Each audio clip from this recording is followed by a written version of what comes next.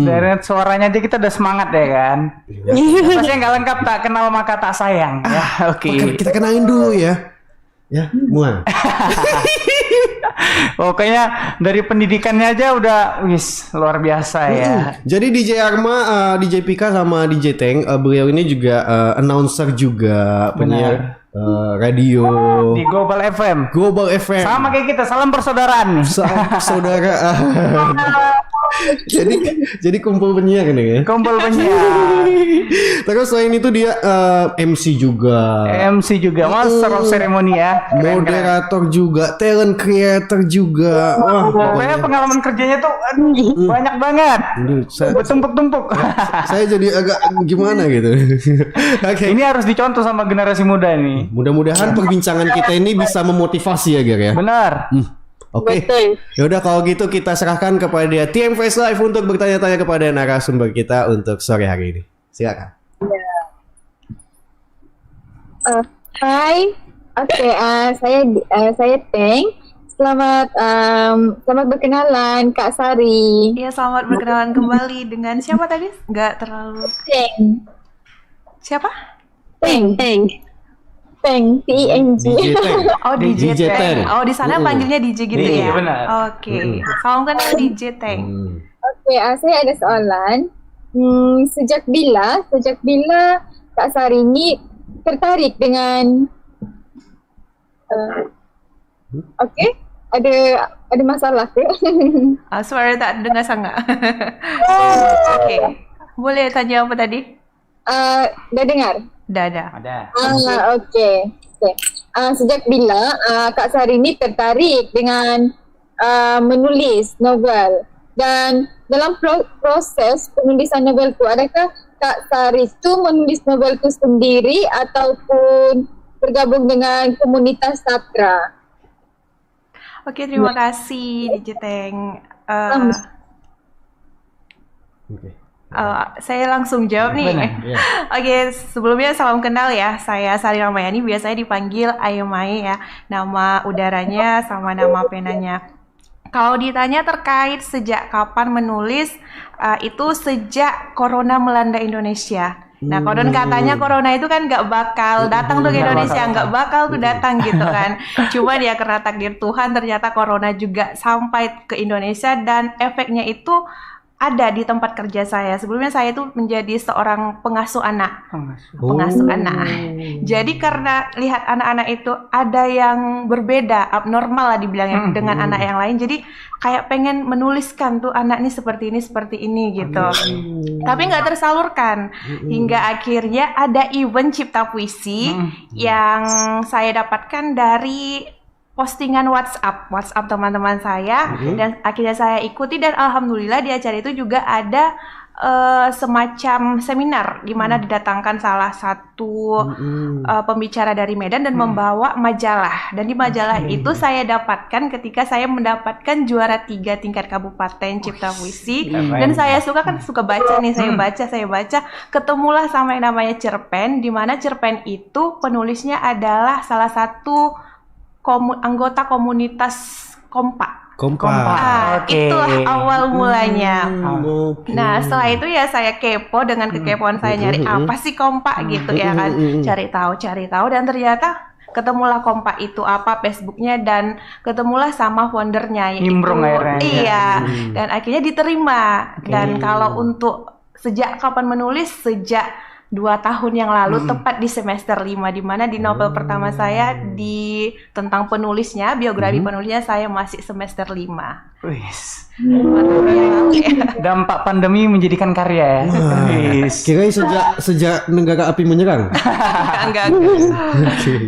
Oke, lanjut. Oke, tadi katanya adakah komunitas ya kan yang dimasuki? Ya seperti yang saya kasih tahu tadi, salah satu komunitas yang berpengaruh ya sampai akhirnya saya datang nih ke sini ke UMSU FM ya, kenal sama abang-abang tampan, sama kakak cantik, sama bapak yang tampan juga. Ya karena komunitas itu gitu, dimana saya yang dulunya nggak siapa-siapa, akhirnya dimasukkan menjadi keluarga, dibimbing tanpa pamrih, artinya nggak ada iuran untuk pertama kalinya. Ya udah, siapa yang mau belajar menulis puisi itu bagaimana, artikel itu bagaimana, saya masuki semua dan akhirnya jatuh cintanya, falling in love-nya sama novel. Falling in love. Ya kan anak muda ya kan ngomong Iya sih, benar. Jatuh cintanya jadi semakin membara ya. si DJ Tank. Menarik. Okey, dari saya lah. Saya Pika. Hai. DJ Pika. Oke. Pika nak tanyalah dekat Kak Sari tadi. Iya. Sari. Okey. Saya terbawa cakap Malaysia pula. Sorry. Okey, DJ Pika. Apa? Kamu nggak bisa. Okey, saya nak tanya, apa inspirasi kamu dalam menulis novel dengan membawa nama Asahan yang berlatar Kesultanan Melayu? Apa tu ya Asahan? Oke, terima kasih DJ Pika ya. Salam DJ kenal Pika. DJ Pika. Oke, kalau ditanya terkait apa sih motivasi saya membuat salah satu judul novel yang ketiga saya itu ada unsur Asahan. Nah, Asahan itu adalah tempat saya berasal. Kalau di tempat saya itu ada kabupaten, ada kota Madia. Kebetulan saya tinggal di Kecamatan Tanjung Balai dan Kabupaten Asahan. Nah, di saat itu saya ikut lomba nih kan, ikut lomba. Jadi saya menulis itu pengen ada manfaatnya ketika dibaca orang lain. Jadi salah satu alasan saya menulis itu ada dua, untuk diri saya sendiri sama untuk orang lain. Nah, ketika saya menerbitkan nih gitu, kalau untuk saya sendiri biasanya nulis di diary gitu. Kalau untuk orang lain, harian. iya. Kalau untuk orang lain biasanya yang kalau diciptakan atau dibuat jadi buku kan orang baca nih. Apa sih yang didapatkan orang lain ketika dia membaca gitu? Itu salah satu inspirasinya. Dan saya pengen nih Asahan itu kayaknya harus dikenal orang lain dengan image yang lain. Kalau orang mungkin misal gini ya, Tanjung Balai Asahan itu misalnya dulu ada tuh berita narkoba gini gitu. Jadi saya pengen orang dengar Asahan itu dulu ada tuh kesultanan yang pernah jaya-jayanya gitu. Nah, di mana mereka tahu dari novel saya gitu sih sebenarnya. Melestarikan ya dengan Iya, karya. itu untuk inspirasi pertamanya. Gitu sih DJ Pika. Menarik sekali. Terima kasih lah. Okey, seterusnya pertama sekali halo Kak Sari, saya Arma. Tak dengar lah. Arma. Arma.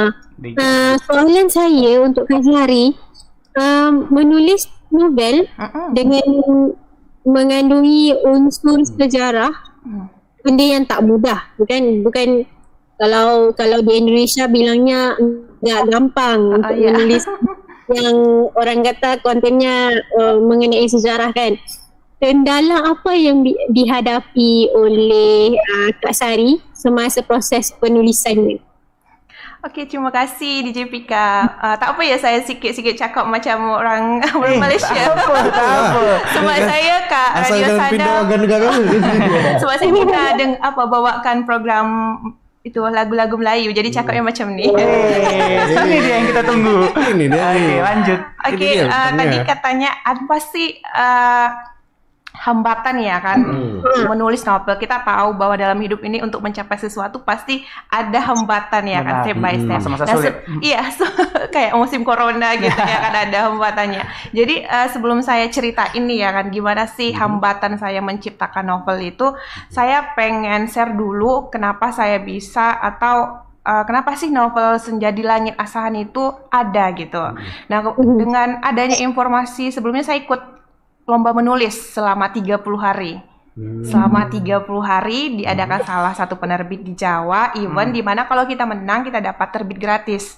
Nah, jauh-jauh hari saya udah mikir nih apa ya dibawain gitu kan, konten apa atau judul apa sih pesan yang bakal saya sampaikan di novel yang bakal saya ciptakan. Dan ternyata saya kelewatan tenggat pendaftaran. Akhirnya saya nggak ikut kesempatan dan waktu 6 bulan itu saya gunakan untuk mencari kembali referensi terkait sejarah itu sendiri. Kan kita di novel itu saya memberikan unsur Melayu Asahan. Jadi orang harus tahu nih Melayu Asahan itu apa. Kita tahu Melayu Asahan kan berarti kita harus tahu referensinya atau buku-buku sejarah. Dan itulah salah satu hambatan yang saya dapatkan, yaitu untuk mencari referensi Melayu Asahan yang itu terdahulu sendiri. ya. Iya. Jadi untuk referensinya sendiri itu sangat minim. Bahkan sekarang sih saya bawa, kalau teman-teman di sana mau lihat, ini ada saya bawa, boleh ya saya lihat? Boleh. Ini salah satu yang sangat mencari referensinya ya. Iya, yang sangat langka, bahkan bahasanya itu ini, bahkan bukunya udah jadul ya teman-teman bisa lihat. Ini namanya iya, Tabel Mahkota Asahan, di mana kan di dalam novel saya itu menyinggung terkait kenapa sih Sultan pertama di Asahan itu Sultan Abdul Jalil Rahmat Shah gitu. Jalil. Kenapa sih harus dia gitu? Kenapa sih Asahan itu disebut Asahan gitu? Nah, jadi semua itu ada referensinya yang bisa saya dapatkan. Pertama dari buku, kedua dari salah satu keluarga Sultan Asahan itu sendiri. Langsung ngobrol ya. Iya, bela-belain datang. Dia itu orang penting, nggak bisa dijumpai seenaknya. Datang harus ya tunggu dulu, ada alasannya, namanya orang tua ya kan. Dia anak dari Sultan terakhir, Sultan Syaibun, di mana Sultan itu saya masukkan di salah satu fase di dalam novel saya sendiri. Ada di bagiannya. Dan itu saya datangnya 2 kali ditolak karena cewek. Biasanya kalau kita datang ramai-ramai mungkin dia bisa menerima karena saya sendiri kebutuhan saya sendiri saya mau datangi, dia nolak. Disuruh sama orang penjaga Masjid Raya. Kalau abang-abang sini tahu Masjid Raya Tanjung Balai, salah satu ikon peninggalan Sultan Melayu itu sendiri.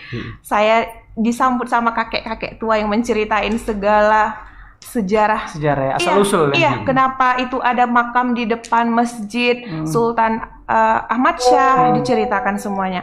Dan salah satu kesulitannya adalah ketika pas saya ngetik itu saat udah eventnya nih, saya udah telat 6 bulan, saya ikut eventnya lagi, di mana 6 bulannya itu saya gunakan untuk cari referensi.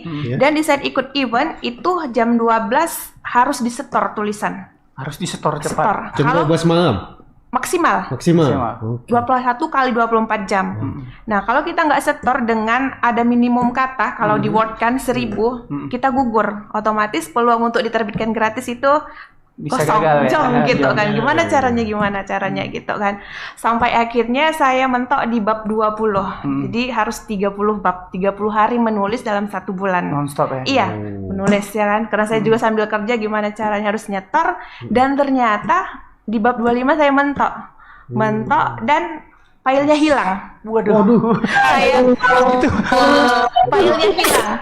filenya hilang, saya ngadu sama saya bilangnya Bang Dani coach gitu kan. Bang, coach gimana nih gini-gini. Saya juga nggak bisa bantu orang yang nulis kamu gitu kan. Saya nggak tahu caranya gimana, ini novel ini saya udah capek, udah gini-gini kan. Gimana harus terbit juga, harus dibaca orang. Dan akhirnya memang terkadang Tuhan itu harus menunda keinginan kita ya kan. Ya udah saya ikhlasnya sambil nangis nih, nangis nggak lupa doa gitu ya kan. Saya ikhlas, akhirnya saya milih terbit sendiri. Saya lanjutkan novel tadi dan orang sudah ikuti setor nih 30 bab, udah ada yang diumumkan lulus terbit gratis. Ya saya nangis sendirilah di kamar gitu kan. Saya pengen kayak mereka gitu kan. Saya pengen kayak mereka terbit gratis lagi. Hingga akhirnya ya saya dapat kesempatan terbit indie. Indie itu kita bayar sendiri. Terbit sendiri dengan modal yang minim, tapi kita bisa jual dengan harga agak besar gitu ya kan. Akhirnya nggak sia-sia. Iya, saya nangis dan sampai sekarang akibat saya tuh kalau nulis harus berbaring. Jadi ternyata kalau dalam dunia perelektronikan laptop itu nggak bisa di kasur. Katanya apa panasnya itu enggak ini. Jadi dia berpengaruh ke mesin. Sampai sekarang notebook saya yang mudah-mudahan udah jadi mati. sejarah itu notebook. Iya. Udah mati. Dan itu adalah kendalanya. Tuh saat menyetor selama 30 hari harus siap dengan tenggat waktu, dengan tulisan yang harus 1000. Yang observasinya bukan hanya dari buku aja ya, bukan langsung cuma buku, datang ke kisaran ada salah satu apa ya kalau pemerhati budaya, di mana dia menyimpan buku-buku klasik yang nggak diperjualbelikan dan susah sangat ditemukan. Bahkan perpustakaan Tanjung Balai sendiri nggak punya. Dan yang ini fotokopian yang ada dulu di perpustakaan Unimed yang pernah dicuri bahkan karena saking kan limited edition. Ini jangan hilang lagi nih. Mencuri tabel mahkota judulnya. Iya, dan saya dapatkan dari salah satu sejarawan asal kampus dari tersebut gitu. Bukan hanya tenaga tapi pikiran juga dikuras ya. Wis, akan kau hadapi semuanya tapi sambil nangis ya. Iya, sambil saya coret-coret. Ada kata Coach Dani kan, bawa tuh buktinya bahwa kamu itu nggak cuman ngomong. Kalau novel kamu itu, kalau teman-teman sih mau lihat ya, boleh ya? Boleh ya. Saya mau oleh-oleh soalnya, tapi oleh-olehnya nggak ini. Bentar ya, saya liatin. Iya, karena kan membaca adalah jembatan ilmu ya. Betul. Rajin nggak baca. Iya. Oke, sampai menunggu gitu ya. Wah, ternyata memang perjalanannya seorang Kak Sari ini panjang juga. Panjang, benar. Lika-likunya. Masih Ini muda. hasilnya. Ini teman-teman bisa lihat, ini hasilnya. Ini hasil dan ini prosesnya. Senja langit asahan. Langit asahan. Aye maye. Ayo maye. Bukan Aye Maye. Oh, jadi Aye Maye. Sebenarnya tanpa spasi sih. Aye maye. Aye Maye. Aye maye. Iya. Aye maye. Wis. Aye maye. Iya. Asahan punya cerita. Aye maye. Iya, Aye maye. untuk satu buku itu saya butuh coret-coret 3 kayak gini. Karena saya mengambil masa latar belakangnya di masa Kesultanan Saibun di tahun 1900-an gitu. Jadi harus bisa membuat umur si tokoh sama si tahunnya itu harus dibalanskan gitu. Jadi ada rumus matematika juga yang dibuat yang harus dicoret-coret gitu. Kirain kalau kita buat novel nggak ada ngarang pertemuan doang matematika. ya kan. Enggak segampang itu ternyata. Segampang itu, luar biasa. Iya, itu sih untuk DJ Pika ya. Pika. DJ Arma. DJ Arma, sorry lupa. Tak apa. Oke. Oke, baiklah. Luar biasa sekali ya, Kak Sari punya proses pembuatan semua penuh dengan lika-liku lah. Oke. Saya nak bertanya, bagaimana tanggapan orang seputar Kak Sari ketika mereka tahu yang Kak Sari membuat sebuah karya dengan mengandung unsur adat istiadat Melayu, terutamanya budaya Tanjung Balai. Oke, terima kasih untuk DJ apa tadi yang ini? DJ Teng. DJ Teng. Oh, berarti udah kenal nih ya DJ Oke. Teng, DJ DJ Pika, Pika, DJ DJ Arma. Arma. Oke, udah ingat nih. Insya Allah ingat sampai pulang nanti. Nah, kalau untuk tanggapan ya, kalau sebelum novel ketiga ini hadir, banyak sih tanggapan positif negatif ketika mereka dengar, oh si Sari, kalau nama saya tuh di sana Sari gitu karena di kampus. Si Ai gitu manggilnya. Ai sekarang nulis ya, orang bilangnya lebay gitu karena kan saya penulis fiksi. Kalau fiksi itu kan identik dengan kayak puisi yang melo gitu. Jadi orang langsung ngejudge ih lebay gitu. Jadi penuh perjuangan juga lah sampai akhirnya menerbitkan satu novel yang berkaitan dengan sejarah dan alhamdulillah tanggapannya positif. Semua. Terkait lagi keluarga Kesultanan Asahan ya, dia pas saya wawancara dia hampir nangis gitulah membayangkan ayahnya dulu. Jadi terbawa suasana. Dia menceritakan kembali bahwasanya waktu penjajahan Belanda mereka harus terpaksa melakukan sesuatu yang sebenarnya masyarakat kesultanan itu nggak terima gitu. Tapi ya karena tahulah ya kan kalau sejarah Indonesia dulu di mana di tangan Belanda itu bagaimana, dia menceritakan dan sempat haru dan dia bilang ya terima kasih kalau mau mengabadikan sejarah keluarga. Dia kan bilangnya keluarga karena dia bagian dari keluarga kesultanan. Terima kasih kata. Terus para yang saya datangi sejarawan, pemerhati budaya juga bilang terima kasih. Dia pun sangat senang ya. Iya senang dan terakhir kemarin diapresiasi langsung sama Bapak Wali Kota Tanjung Balai. Cuman dia bilang gini, kenapa nggak Tanjung Balai katanya? Itu tadi makanya Pak baca karena dulu itu kan sebenarnya namanya tempatnya Tanjung Balai gitu. Cuman di bawah Kesultanan Asahan gitu. Nah, jadi antara orang bilang kan Tanjung Balai itu di mana, Asahan tuh di mana gitunya. Jadi orang bisa tahu salah satunya ketika baca novel aku di mana kenapa sih Tanjung Balai dan Asahan itu sekarang dipisah gitu. Itu salah satunya. Mereka tuh senang gitu. Cuma mempertanyakan kenapa nggak Tanjung Balai gitu. Itu sih salah satunya. Dan pihak kampus juga apresiasi karena ISBN-nya digunakan untuk penunjang akreditas prodi. Wes. Ya. 3 novel digunain untuk sama-sama sertifikat lah gitu kan untuk penunjang akreditas prodi. Pendongkrak jadinya. Iya.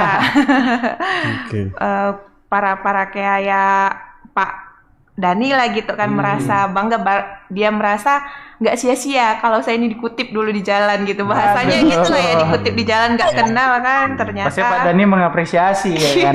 seperti itu. Itu sih tanggapannya, alhamdulillah positif. Positif ya. Wah, bagus sekali. Tahniahlah dengan apa? Dengan novel yang dihasilkan kan. Wah. Kita dapat pencapaian yang sangat luar biasa. Betul lah.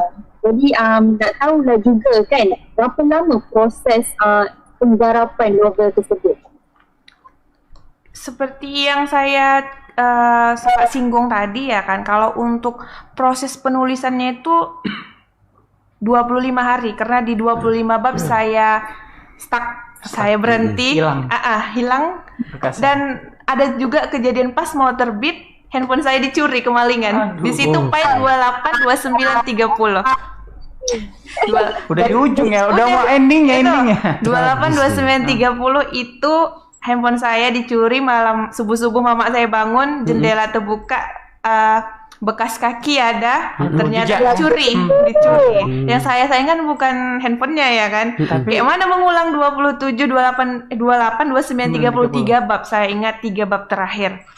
Kalau untuk proses penggarapannya seperti yang saya bilang tadi, karena ngikuti lomba event 30 hari menulis, saya 25 hari menulisnya untuk bab 25. Dan untuk penggarapan pencarian referensi sendiri setahun kurang lebih, dan penyelesaian 28, 29, 30 untuk bab terakhir itu karena handphone saya hilang, saya memakan waktu 2 minggu. Sampai akhirnya save editing, baru kembali ke penerbit, dikasih tahu lagi ininya dilihat dulu, baru udah kayak fix ini bakal terbit, ya udah diterbitkan. Oke. Akhirnya setelah 25 hari sempat ngalamin handphone hilang juga. Jadi pengorbanannya laptop rusak sama handphone hilang. Tapi yang penting Kak Sari tetap bangkit lah kan. Dia tak rasa penyebab kat situ.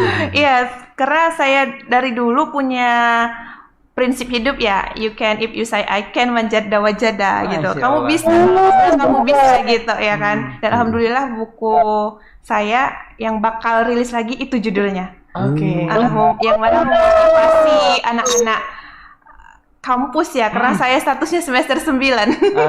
Mungkin di sini semester 8, saya sampai semester 9. Cuman saya nggak insecure kan, karena setiap orang punya proses. Benar. Saya bilang nanti sama mereka, nggak usah takut kalau misalnya semester 9. Apalagi kalau skripsinya kita kerjain sendiri. Yes.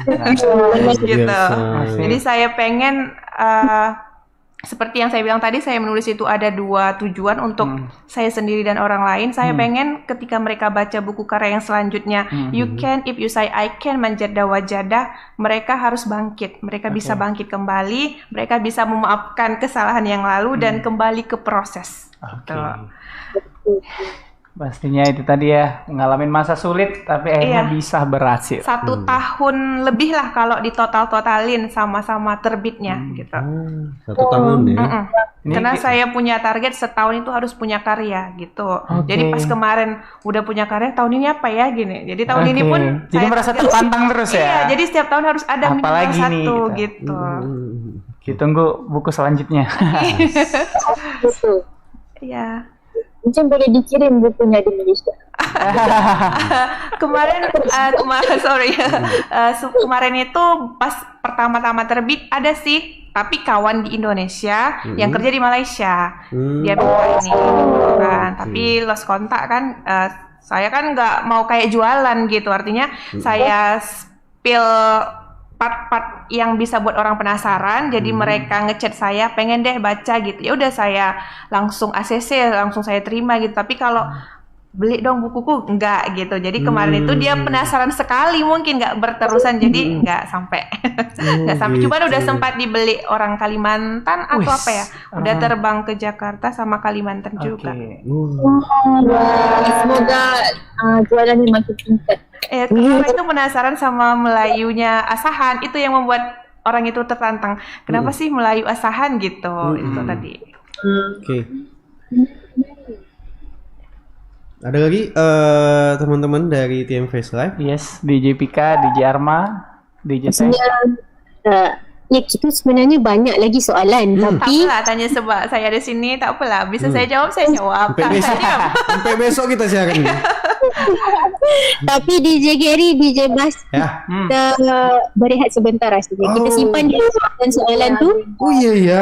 Aduh, nggak terasa udah mau break ya. Oke. Aduh. Seru banget dengar ceritanya gitu Seru tadi. sekali ya.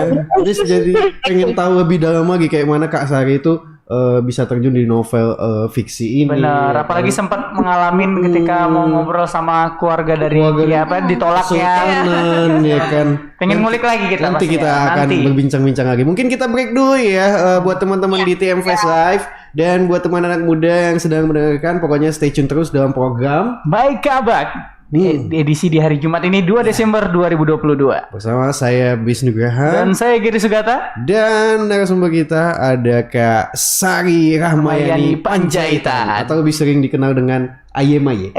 Mei. Tetap stay tune terus di Umso FM dan juga TM Fest Live. Kita break dulu kali ini satu single dari Meghan Trainor with Made She Look. Check it out.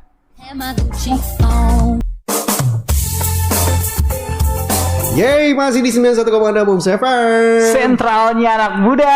Dan kita masih terhubung dengan rekan-rekan kita dari Malaysia. Ya, bersama TM Fest Live. Yeay, dalam program Maya Kabar. Yes, benar. Untuk hari Jumat ini semoga apa yang kita inginkan tercapai. Dan semoga perbincangan kita ini bermanfaat Benar. dan bisa memotivasi banyak orang lah ya. Gitu. Menjadi inspirasi juga. Iya. Oke, dan kita masih terhubung dengan rekan-rekan kita di sana, ada DJ Arma, DJ Teng dan juga DJ Pika. Salam juga buat Danielson, Des. Ya. Yang mungkin ada di balik layar. Iya. Ya tu. Ada mereka. Mereka lagi buat kerjaan. Oh, Lagi sibuk. sama Matt ya, satu lagi ya, Matt ya. Iya. Ya, benar. Oke, mungkin kita lanjut lagi perbincangan kita dengan narasumber kita yaitu Kak Sari Rahmayani Panjaitan. Mungkin kita serahkan kembali ke rekan-rekan di tim Face Live. Silakan. Alright, thank you. Terima kasih kepada DJ Gary dan juga DJ Bas. Ya. Seterusnya soalan untuk Kak Sari.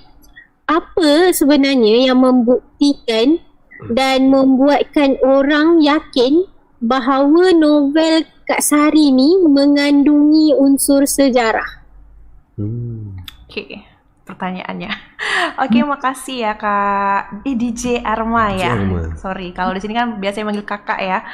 Kalau untuk meyakinkannya, saya punya cara-cara sendiri dan saya yakin setiap orang pasti punya caranya sendiri juga. Nah, kalau saya saat merilis novel tersebut, saya nggak ngasih tahu. Karena saya ikut lomba, ya udah saya ikuti aja prosedurnya. Dan di saat mau pre-order, saya yakinkan mereka dengan mengupload atau memanfaatkan sosial media, di mana yang lebih dominan kalau saya itu adalah Facebook. Pasarnya kan masyarakat Tanjung Balai dulu nih gitu. Ya. Jadi pasarnya, jadi mereka harus tahu dulu, mereka yang harus tahu duluan. Nah, salah satunya adalah saya up foto ketika wawancara sama keluarga Kesultanan Asahan. Itu kalau dibilang Tengku Alex. Tengku Alex, ya, itu adalah anak dari Sultan Syaibun, di mana Sultan Syaibun itu adalah salah satu Sultan Asahan yang saya terangkan di novel itu, dan di masa jabatannya itu adalah latar belakang waktu dalam novel saya. Dan saya yakinkan juga ketika saya wawancara kepada pemerhati budaya Asahan, di mana dia salah satu pernah menjadi narasumber di acara kampus Malaysia juga. Kalau diturutkan tuh Sultan Malaysia itu begini-begini gitu, dia tahu. Oke. Dia yang diundang saat itu.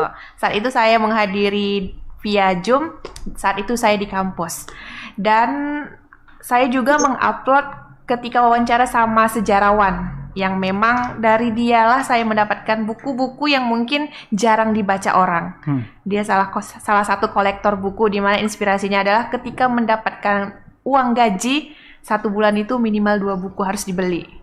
Jadi bukunya itu banyak, koleksinya banyak, dan salah satunya koleksi-koleksi langka yang menjadi sumber atau menjadi referensi novel saya dari dia yang saya temukan. Jadi mereka dari situ saya bisa membuat cara di mana mereka bisa percaya bahwa ini betul novel mengandung unsur sejarah. Dan saya spill juga beberapa bab yang memang menceritakan tentang Kesultanan Melayu, seperti kedatangan Sultan Aceh yang awalnya untuk mencari Putri Hijau. Kalau di sini kan di Medan ada rumah sakit Putri Hijau tuh. Nah, jadi di novel itu juga ada yang menyinggung tentang Putri Hijau. Putri Hijau itu salah satu putri dari kerajaan Haru yang dulunya sebenarnya pengen dicari karena ada konflik kerajaan dan hingga akhirnya tidak ditemukan dan mereka singgah ke Sungai Asahan. Itu dijelaskan sampai rinci dan saya jelaskan sesuai dengan referensi yang saya dapat. Dan itulah cara saya untuk meyakinkan mereka bahwa novel saya ini memang mengandung unsur sejarah. Gitu. Wow. So, daripada tu orang lebih yakin lah. Tindakan tu daripada sebelum kita siarkan kepada orang-orang sekitar Tanjung Balai itu sendiri. Iya. Okay, jika tidak kelihatan, saya nak bertanya lagi kepada Kak Hari. Ya? Iya. Iya. Selain sejarah yang berkaitan dengan Tanjung Balai, apa yang membuat pembaca tu dia rasa beruntung ketika membaca novel Kak Sari? Oke, terima kasih. Oke, saya jawab ya.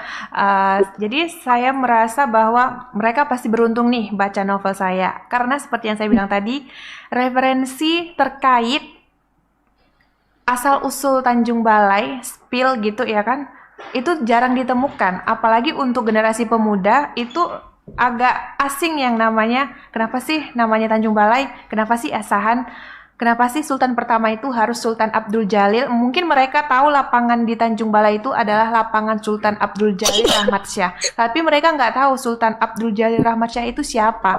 Kenapa dia bisa menjadi Sultan di Tanjung Balai ini gitu. Nah, jadi saya merasa ketika mereka baca buku tersebut, di mana buku tersebut hadir dari referensi yang saya dapatkan beberapa tahun saya gali, jadi mereka pasti beruntung. Itu yang membuat saya berpikir mereka pasti beruntung membaca ini. Dan selain itu, dalam alur novel ini saya menceritakan tentang perjuangan perempuan untuk meraih pendidikan. Dimana cuma mereka bukan mentok ngebahas, oh sejarah ya, misal nih, orang Jakarta, peduli apa mereka sama sejarah Tanjung Balai gitu ya kan, atau orang Malaysia, itu kan bukunya mengandung sejarah Tanjung Balai gitu. Tapi ada yang lebih penting yang dimana sifatnya adalah universal, artinya semua orang pasti Bisa mempertaruhkan yang namanya impian. Dimana kalau kami kalau di pesisir itu moto hidupnya kaya dulu atau semuanya ada di rumah. Kalau pendidikan itu nggak terlalu. Jadi ada buku pun saya pernah baca antara pesisir sama pegunungan itu pola pikirnya berbeda. Dibuktikan sama penelitian. Saya baca buku tersebut. Dan ternyata dengan buku ini saya pengen menangkis pemikiran orang bahwa pendidikan itu hanya diperuntukkan bagi orang kaya. Misalnya kalau kita dulu tamat SMA ya kan, kamu nyambung mana? Misal kalau di Sumatera Utara, misalnya UMSU nih ya kan, UMSU tuh mahal, ininya, kamu tuh orang susah. Sebenarnya kan itu kata orang. Coba kalau kita perjuangkan apa yang kita impikan dengan memanfaatkan keinginan dan tentunya dengan bersandarkan kepada Tuhan gitu ya kan, ikhtiar dan doa itu harus lengkap. Iya, itu tadi. Jadi novel itu bukan hanya tentang sejarah di mana bercerita tentang seorang perempuan, tetapi saya setting kalau dulu sekolahnya namanya folk school, kalau sekarang SD. Terus dulu orang Melayu Tanjung Balai itu diperuntukkan sekolah-sekolah itu hanya untuk orang saudagar, misalnya orang-orang yang ekonomi ke atas kalau bahasanya sekarang gitu. Jadi gimana caranya saya membuat tokoh tersebut bisa sekolah meskipun di sekolah rakyat. Yang penting sekolah dulu nih, kayak zaman sekarang. Kamu mau di kampus UMSU, kampus mungkin orang mikirnya mau ke Jakarta. Padahal ada UMSU nih yang keren gitu. Ya udah UMSU doang gitu. Yang penting kuliah gitu. Jadi di novel saya tulis juga yang penting sekolah. Nggak apa-apa di sekolah rakyat. Dan akhirnya dia pengen menyambung ke sekolah selanjutnya. Kalau jenjang sekarang SMP. Kalau dulu ada namanya Vervox School. Nggak bisa nih, dia harus stuck dulu. Artinya dia nggak bisa melanjutkan dengan anggapan orang lain gitu, anggapan orang lain kamu tuh nggak bisa. Itu sekolah-sekolah dulu ada namanya Holland Indian School. Itu ada sekolah untuk orang-orang kesultanan, orang-orang Belanda yang bermukim di Asahan. Jadi dia harus sekolah juga, tapi ya nggak apa-apa di jenjang sekolah rakyat lagi, tapi harus sekolah gitu. Artinya di novel itu kita menceritakan kalau kita punya perjuangan atau kalau kita punya keinginan yang berkaitan tentang pendidikan, nggak apa-apa, gapai. Apa kata orang itu, ya udah, kata orang aja. Yang penting itu apa kata hati kita, pikiran kita. Ya benar. Saya yakin dengan hal itu pasti mereka beruntung membaca novel tersebut, bukan hanya tahu tentang sejarah Sahan, tapi kembali terdorong untuk melanjutkan impian. Karena ada yang bersifat universal di dalamnya. Iya, ada universal. Saya pikir kan semua orang pasti pengen pendidikan ya kan. Meski impiannya. kata orang kan, ngapain tuh kuliah tinggi-tinggi. Padahal kalau ditanya tuh digali tuh hatinya, mungkin dia pengen juga ya kan. Itu sih Ada yang lebih. tersirat. Iya. Betul. Mungkin kalau diberi kesempatan saya pun nak baca. Saya minat dengan isu-isu yang berkaitan dengan pendidikan ini kan. Mungkin kita boleh bertanya kepada saudari Umar, mungkin ada pertanyaan? Oh, tanya. Okey, baiklah. Okey, tengok ada pertanyaan untuk Kak Sari. Okey, novel Menjadi Langit Asahan ini adalah karya yang keberapa? Oke. Kalau untuk Senja di Langit Asahan adalah karya yang sekian kalinya. Kalau untuk general, artinya kan saya udah buat puisi, kadang artikel, kadang kepikiran buat cerpen, ya udah gitu. Cuman kalau untuk yang fisik, artinya terbit, saya bilangnya ini anak saya gitu. Ini adalah anak yang ketiga. Yang iya, anak yang ketiga. Meskipun pemerintah kami cakap 2 anak lebih baik, tapi saya lebihkan 1, tapi bakal lanjut lagi. Iya. Jadi iya, jadi ini novel yang ketiga, di mana yang pertama itu berkaitan tentang seorang anak yang abnormal gitu. Jadi saya lihat di tempat, saya kerja dulu di tempat penitipan anak. Jadi orang-orang PNS itu nitipin anaknya. Kami yang jaga, saya lihat ini anak ini kok beda ya, kayak punya kebutuhan khusus gitu kan, gini-gini. Jadi saya inspirasikan dalam sebuah tulisan dan terbitlah itu, dan diapresiasi juga sama emak-emak yang sayang sama anaknya, yang bisa belajar bahwasanya mendidik anak itu nggak boleh dipukul kepalanya. Misal kadang kan ada tuh orang tua kan dipukul kepalanya di hadapan orang. Secara psikis dan secara agama itu nggak boleh gitu. Dan saya terangkan hadis-hadis yang bagaimana sih mendidik anak yang bagus seperti itu. Dan yang kedua ada namanya Gurauan Rindu Semalam. Itu nggak saya perjualbelikan karena itu saya tulisnya memang spesial diri sendiri. Iya, biar terluah aja. Karena kalau nggak kita keluarkan di dalam hati, nanti dia bergumpal ya kan, banyak dan akhirnya meledak sendiri. Kita nggak tahu mau dibuang kemana.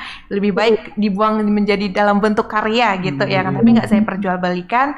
Dan inilah karya yang ketiga, Senja di Langit Asahan. Yang insya Allah kalau Abang boleh buka di lembaran terakhir, coba boleh buka terakhir. Sebelum tentang penulis itu ada selama apa ya, saya tulis lupa.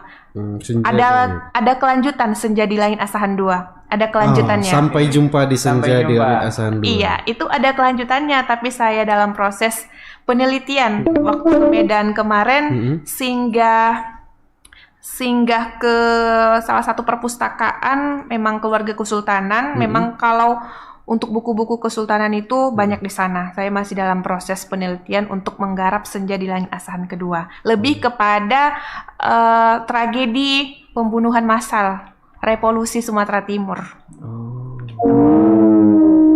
Gitu sih. Okey, faham.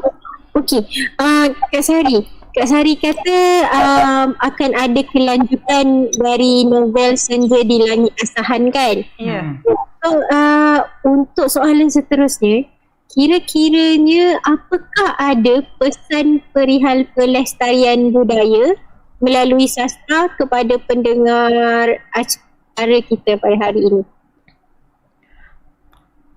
Oke, kalau lebih tepatnya kita kalau mendengar Melayu gitu ya kan, cewek Melayu, artinya ceweknya itu kalem, yang menjaga rasa malu ya kan, konteksnya malu dulu nih. Kalau dulu bahkan ada lagu seperti ini, kalau cinta dulu cinta malu-malu, kan ada gitu. Jadi konteksnya wanita Malaysia, bukan wanita Malaysia, wanita Melayu itu konteksnya pemalu. Jadi novel yang saya garap itu alurnya tokoh utama yang bernama IC itu sangat pemalu. Artinya ketika dia pengen jumpa sama kekasihnya, kalau cerita novel kan pasti ada asrama, bukan asrama ya, asmara. Sorry, cerita asmara ya kan. Jadi si tokoh kedua atau cowoknya yang mau menjumpai tokoh pertama itu harus izin dengan berusaha keras. Jadi seharusnya itu harus dipertahankan sama gadis-gadis di zaman sekarang gitu. Kalau misalnya mau keluar sama orang yang spesial gitu, harus di rumah dulu, harus ketemu orang tua, harus izin dulu, harus menjaga rasa malu, menjaga nama orang tua, menjaga nama daerah, seperti itu. Itu sih kalau untuk Senja di Langit Asahan pertama. Dan kalau untuk Senja di Langit Asahan kedua itu lebih kepada perjuangan. Nah, di mana saya membuat nanti scan-nya tokoh pertama yang ada di novel Senja di Langit Asahan pertama ini bakal menjadi penerus atau bakal sekolah lagi, dan itu harus mempertahankan dia mendapatkan kelanjutan sekolah itu berdasarkan atau hasil dari kepedulian pemerintah di masa itu. Jadi dia harus menjaga nama baik pemerintah yang bisa menyokong dia sekolahnya itu Mulo. Kalau dulu tuh Mulo di Batavia, kalau sekarang Jakarta ya. Nah, jadi seperti itu, dia harus menjaga nama baik daerahnya, yaitu Melayu Asahan, seperti itu. Kak Sari, satu soalan lagi. Sebab saya suka tanya soalan penambahan. Memandangkan Kak Sari dah ada pencapaian dalam bidang penulisan novel ni, apakah selepas ini Kak Sari ada perancangan untuk berkolaborasi dengan penulis-penulis lain untuk buat satu novel berunsurkan sejarah juga? Kalau untuk kolaborasi, jujur saja saya orangnya introvert, kakap tinggi. Jadi kalau untuk bekerja tim saya kurang. Rata-rata pekerjaan saya itu yang independen, yang sendiri. Bisa kayak jadi MC pun kalau berdua saya pernah gagal. Enggak, maksudnya kalau mau negur kawan susah gitu. Kayak kalau kita sendiri kan kita bisa, pas kita salah kita tahu kapan kita salah gitu. Jadi kalau untuk rencana collaboration atau berkolaborasi sama penulis lain untuk novel sendiri, saya tidak ada wacana ke sana. Lebih ke ya udah saya sendiri gitu. Ya. Tapi kalau bukan memanfaatkan ya, artinya bekerja sama dalam penggarapan referensi, saya datang ke sini, saya datang ke sini, saya itu memang tujuannya. Bahkan saya perlu orang lain untuk menghadirkan karya sendiri gitu. Dan kalau saya menerbitkan karya tersebut, saya tidak melupakan nama mereka. Abang-abang sini boleh lihat di kata pengantar saya mengucapkan terima kasih kepada salah satu Bapak Herman Siregar, di mana dia adalah sejarawan Tanjung Balai dan juga guru sejarah, di mana dia juga menjadi referensi orang yang bakal menciptakan sebuah buku ajaran di sekolah. Saya juga bawa bukunya, di mana dia ditanya-tanya terkait budaya Tanjung Balai. Saya ngucapin terima kasih dari karya saya. Terus dosen-dosen saya ucapin. Bahkan kenapa saya itu bisa terjun ke dunia penulisan ini berkat teman saya. Dia pemain band. Siapa namanya? Namanya Rio. Kalau dengerin nanti ya kan. Namanya Rio. Dia yang bawa saya ke salah satu sekolah di Kisaran. Saya tuh orangnya nggak berani ke jalan lintas. Jadi saya tuh dulu kuliahnya kampus rumah gitu. Kalau mau ke jalan lintas saya minta tolong orang gitu. Jadi dia yang bawain daftar pas dapat eventnya. Saya kebetulan eventnya di GOR di dekat kampus saya. Jadi saya bisa sendiri. Dan pas nerima hadiahnya, saya bawa piala, dia juga yang nemenin. Jadi saya pas launching di sosial media, saya ucapin terima kasih juga sama dia. Dan alhamdulillah dia support, dan kami sama-sama semester 9. Mantap. Rio bestie ya? Iya. Best friend. Kita ada yang ada soalan lagi? Setakat ini dari Tank tiada, tapi saya sangat kagum dengan pencapaian yang telah dicapai oleh Kak Sari setakat ini, sebab tidak mudah untuk seorang itu rilis novel, mendapatkan idea-idea untuk penulisan dalam sebuah novel. Jadi apa yang telah dicapai oleh Kak Sari ini adalah sangat sangat direkomend untuk dicontohi oleh remaja-remaja ataupun belia-belia anak-anak muda di luar sana supaya kita sebagai wanita ataupun perempuan juga boleh berdiri sendiri ataupun independen. Kita juga boleh mencipta nama sendiri walaupun kita adalah seorang perempuan. Betul. Ya, itu sahaja. Okey, sebelum kami berhubungan balik kepada DJ Gary dan juga DJ Fiz, kata-kata akhir Kak Sari kepada belia ataupun orang muda di luar sana yang mungkin ada minat untuk memulakan bahan penulisan sendiri. Apakah kata-kata semangat daripada Kak Sari? Iya, oke. Terima kasih untuk statement terakhir ya untuk teman-teman yang pengen berkarya di jalur penulis. Kalau kalian terpikir pengen jadi penulis, yakinkan bahwa kalian itu pasti bisa dengan cara mencoba, berusaha, dan berdoa. Dan terakhir, terapkan di dalam diri bahwasanya usaha itu tidak akan mengkhianati hasil. Atau hasil itu tidak akan mengkhianati yang namanya usaha. Percaya kepada Tuhan, percaya kepada dirimu. Itu aja. Iya, mantap sekali. Keren Terima kasih. sekali. Iya, itu saja daripada kami, DJ Gary dan juga DJ Ben. Oke, waduh ternyata perbincangannya luar biasa ya guys. Yes, luar biasa. Aduh, dan waktu juga yang harus memisahkan kita. Kalau nggak bisa 2 jam, 3 jam ini nggak selesai perbincangan. Banyak pastinya yang ingin Oke. dibahas lagi sebenarnya. Iya, tapi kita ucapkan terima kasih buat rekan-rekan dari TM Face Live semuanya. Ada Arma, ada Teng, dan juga Pika. Sehat-sehat selalu Yes, semuanya. sampai jumpa lagi pastinya. Di Maya Kabel selanjutnya ya. Dan terima kasih buat narasumber kita, Yes. Kak Sari. Kak Sari. Aye Maye. Main lagi. Ditunggu buku selanjutnya ya. Oke, dan mungkin kita akhiri ya, Gar ya. Akhiri Dengan kata kata perpisahan ya, tapi semoga saja teman-teman yang lagi di rumah juga yang lagi dengerin terinspirasi dan terus berkarya selagi masih muda. Yes, kita bisa mencontoh seperti Kak Sari Panjaitan ini ya, Gar ya. Yes. Oke deh, Sampai kalau gitu. begitu saya Abis Nugra pamit. Dan saya Giri Sugata pamit. Sampai jumpa lagi. Yeay. Dah. I like the way your voice change when you speak loud. I like the way my mind change